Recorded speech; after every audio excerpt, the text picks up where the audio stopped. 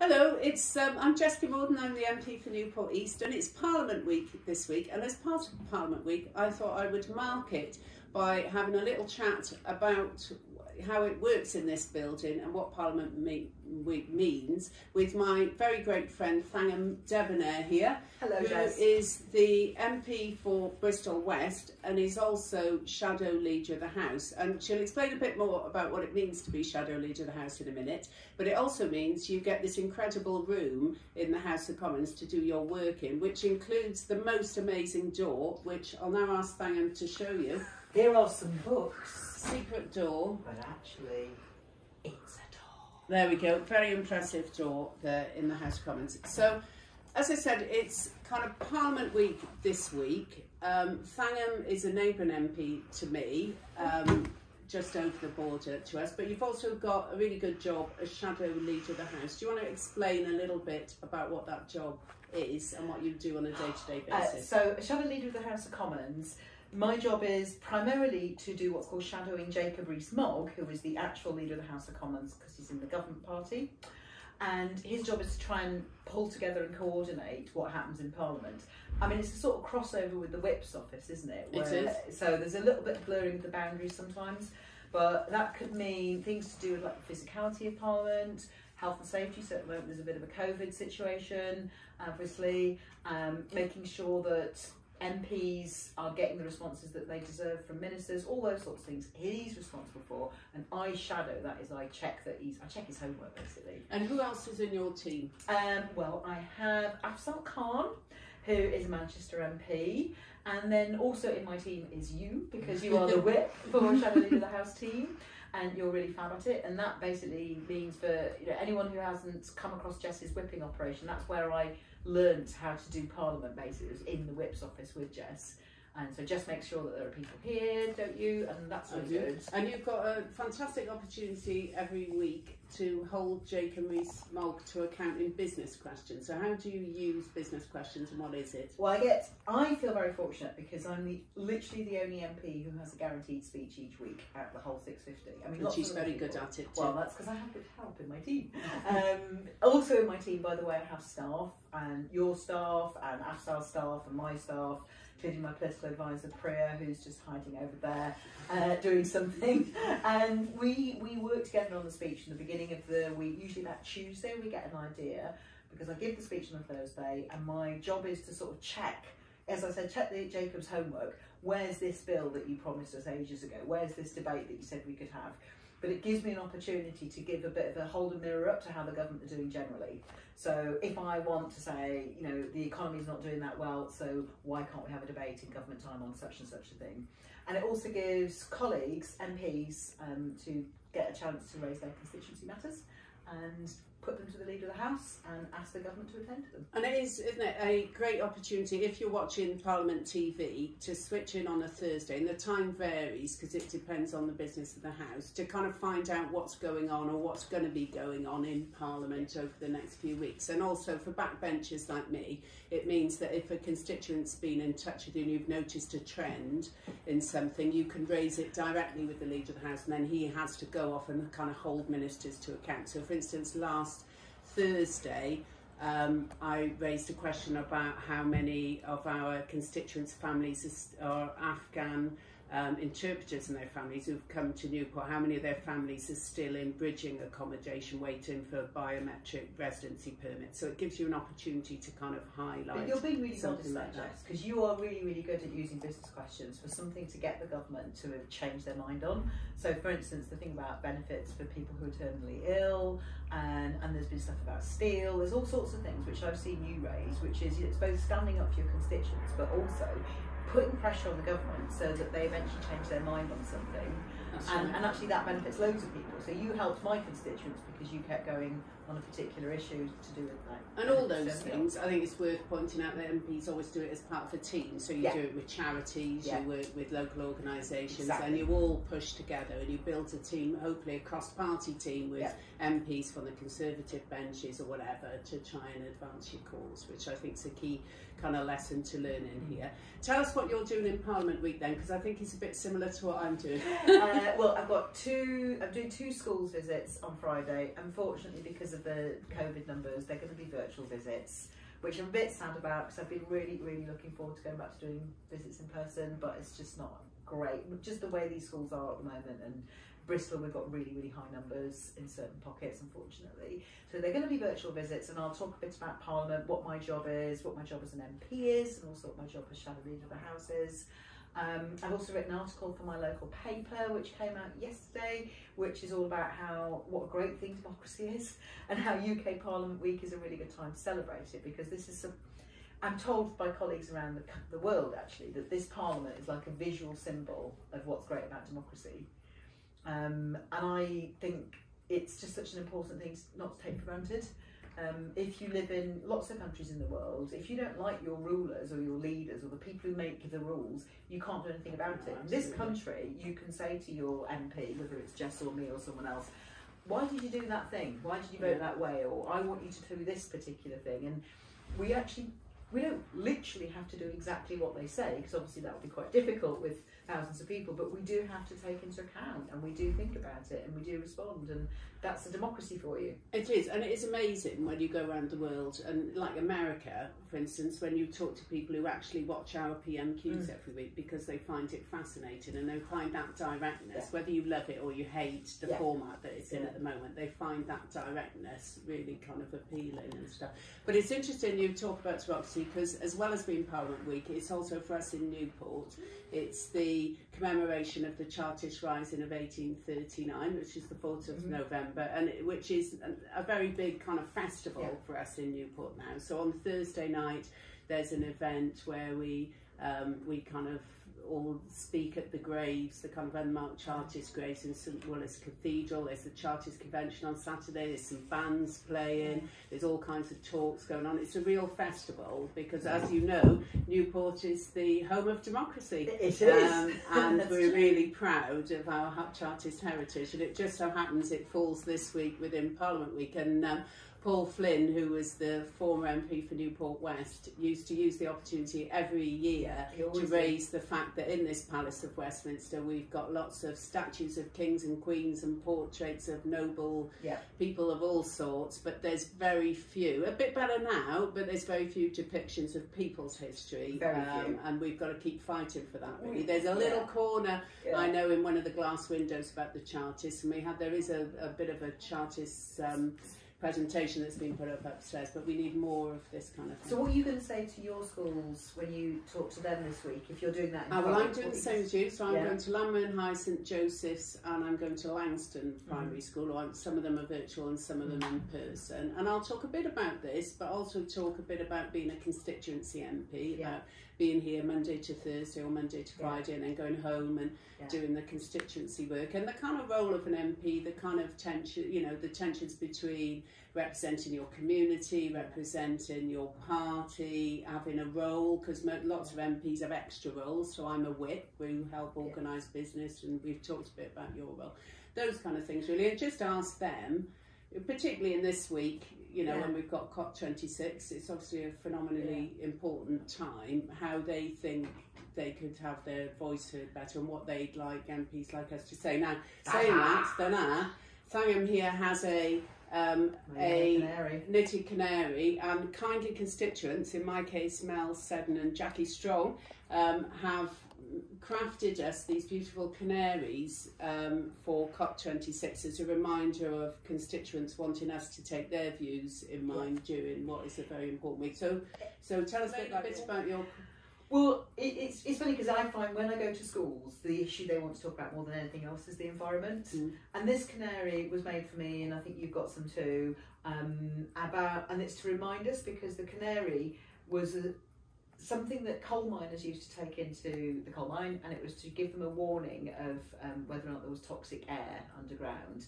And so there's a phrase which is called the canary in the coal mine, which is to sort of warn us of impending disaster and to do something about it. And I think one of the things children and young people really want us to do in Parliament Week, as it coincides with environment, the COP26, it's kind of coincidence, but it's sort of a good one, is to champion having a good environment, but also to tackling climate change. This is the warning, if we don't do the things we need to do, climate change will become a real disaster for the world, but it's also potentially reminding us that there's a hopeful version of our future, which I think we can achieve, where we do have clean air, so the canary doesn't die of toxic air, where we do have clean rivers, because you may know there's sewage in a river not a million miles away from your constituency and one running right through mine. That we have a world that isn't overheating and all the rest of the things that are so important if we're going to keep our way of life on this earth. This beautiful earth and this is beautiful yellow canary. And what I think is so lovely about there is there are lots of ways that people get in touch with you, by email, by Twitter, by letter, whatever. But this is called craftivism, so it's about people making you something to get their message across. Which I have to say, I've got two beautiful canaries from Mel and Jackie, and they've found their way with Poppy and John and Jane, who are going to COP26 from Newport East and Newport West, who are taking the canaries with them. That's so nice. That's particularly good. I was just going to ask you two other things, really. Which you did a really interesting visit in Shadow Legion of the House to the archives the other day. Tell us what you saw.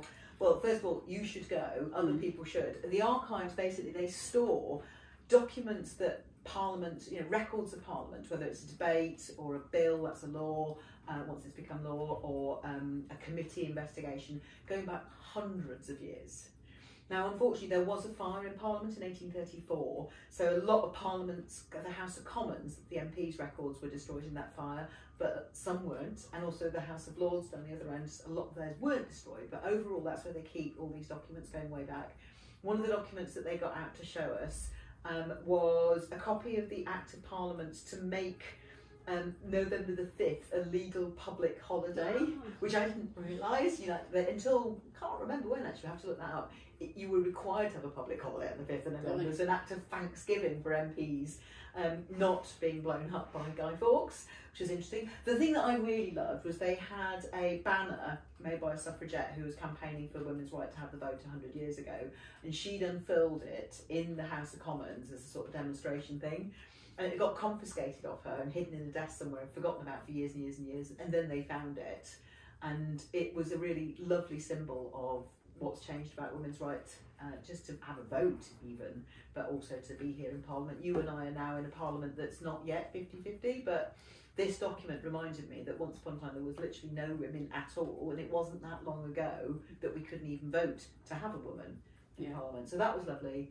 And then there was a minutes of a committee meeting from, must have been 17 something, about slavery, and that was quite chilling, but it was a really good historical perspective, because this committee meeting, they clearly thought slavery was acceptable, and that sort of put in context a lot of why things have been the way they are, and why things change and how things change. So it was really interesting. But they're hidden all the way up a tower in the House of Lords, actually, and they are going to be moving off site soon. But it's a really important archive. If you think that democracy matters, and I do, and every MP, I think, does, because otherwise why would we be here? Our records are really important. And it was a good reminder to me that every single word we say in this place really counts. And it's recorded. And it's recorded. Every single word. I mean, literally at the moment, although this is being recorded because you're recording it, but if we say anything in the chamber or in the committee rooms, it's recorded for all time in parliamentary records, which I think we should be reminded of. Which is rather wonderful. What is one? I always think Hansard's really wonderful, which is the official record of Parliament, where you might say something at 11:30 on a Monday night, and then the next morning you can pick up a written copy of your verbatim speech. And it's there forever. And it's there forever. Now, all these things, in normal circumstances, people can come in and have a look around, but there are kind of virtual tours you can do as part of the Parliament website, and it is important for people to remember that this is their Parliament. Yes. It's not our Parliament. It's not ours. It's their Parliament. And I think Parliament's done a really good job there of getting more and more open. Like Parliamentary Archive has a fantastic bit on their part of the website with virtual tours, and you can see lots of documents that we saw physically, you can see them online, things like that. It's really brilliant that people now can see their Parliament online. Now, I did a couple of quick fire questions sent by constituents for us to answer, one of which is, who do you think the hardest working MP is? Well, if you look at how many times someone speaks in the chamber, it's got to be Jim Shannon, who has the top record for all the number of times he speaks. In fact, he speaks so often now that he will... And what's his constituency again? Strangford in Northern Ireland. And he's a really good model example of how for him, his constituency clearly comes first, because I've never really heard him say anything about his party. Yeah. I only ever hear him talk about Strangford and the people that he represents, and he finds any opportunity to bring them up and to raise their concerns and speak on their behalf. So, and I think all MPs work hard, in my experience. You know, we do all sorts of different things. They're not always visible, but just an example of who you see in the chamber the most often is probably Jim. And I'd say Mr. Speaker, who's in there all the time. He does get a bit of a break, but he's in there all the time, kind of fielding people's questions and refereeing, really. I think he's... Who inspired you when you... What MP inspired you when you first came in and kind of looked after you? That was one of the questions that people had asked. Well, I have to say it was my whip. It was Susan Ellen Jones, who's sadly not an MP anymore, and I really miss her. She's a Welsh MP, and she was my whip. And she got in touch with me months before I got elected, because we didn't know if I was going to be elected, but she already saw herself as my whip, and that was great. And she really looked after me and made sure I knew like what I was doing, where I was going, what it was all about. And the chief whip at the time was Rosie Winterton, and she also was really, really thoughtful and caring. And then gradually, just lots of MPs basically. I just found just random stuff, like David Hanson at that time was our shadow immigration minister, and I can remember just being in the chamber when he just said something really smart, and I just thought, okay, that's what being an MP can be about. You can take an issue, work out the argument, and then use it in debate where actual laws are going to change, rules are going to change. You might not always win, but you can make the right argument. But sometimes you win. That was the other thing I learned, was that actually you can every single day, I can't remember who said this to me, every single day you come in here, you can do all sorts of things, and you never know at the beginning of the day which one's actually going to work. So you have to try them all.